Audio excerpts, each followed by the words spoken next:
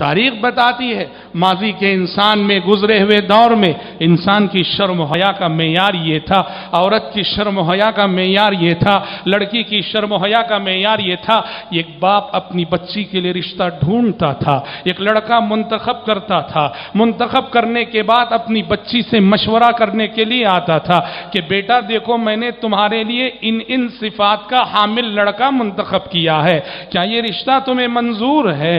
شرم اتنی تھی، حیا اتنی تھی کہ بچی ہاں کہتے ہوئے شرماتی تھی، بیٹی ہاں کہتے ہوئے شرماتی تھی۔ اس لیے صحابہ نے پیارے نبی سے پوچھا تھا، اے اللہ کے نبی، ایک ولی اور باپ جب رشتہ دیکھنے کے بعد اپنی بیٹی سے اس کی رضامندی لینے جاتا ہے تو لڑکی ہاں نہیں کہتی ہے، خاموش رہ جاتی ہے، ہم خاموشی کو کیا سمجھیں؟ پیارے نبی نے کہا اذنھا سماتھا، کہا کہ جب باپ اپنی بیٹی سے رشتے کے سلسلے میں مشورہ کرے اور بیٹی خاموش رہے، سمجھ جاؤ کہ یہ رشتہ منظور ہے۔ وہ شرم کی وجہ سے ہاں نہیں کہہ پا رہی ہے، وہ حیا کی وجہ سے ہاں نہیں بول پا رہی ہے، اس کی خاموشی کو منظوری سمجھ کے قدم آگے بڑھا دو۔ ایک حیا کا یہ معیار، اور ایک دیکھ لو کہ آج کی صورتحال کیا ہے۔ ہماری لڑکیاں خود زندگی کے ساتھی کا انتخاب کرتی ہیں خط نظر اس سے کہ وہ اس کے لیے کہاں تک مناسب ہے کہ نہیں، صرف اپنے ساتھی کا انتخاب کرتی ہے،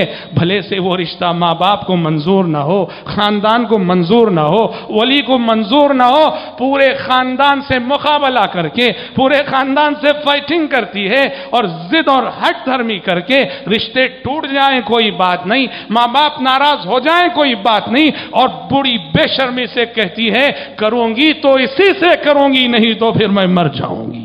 شرم و حیا میں انسان دیکھو کہاں کتنا نیچے گر چکا ہے۔ حیا کا ایک معیار وہ ہاں کہتے ہوئے بھی شرمائے، اور حیا کا ایک معیار یہ جو آج ہماری آنکھوں کے سامنے ہے۔ اور حضرات، بے شرمی کی حد ہو گئی، بے شرمی کی حد ہو گئی جب بعض جوڑوں کے عشق و محبت کے چرچے معاشرے میں اس قدر عام ہوتے ہیں، ان کی شادی ہو گئی، شادی ہونے کے بعد بچے بھی ہو گئے، اور بچے یہ جب بڑے ہوتے ہیں تو بچوں کو معاشرے والوں کی زبانی سننے کو ملتا ہے کہ ابو امی کا رشتہ جو ہے وہ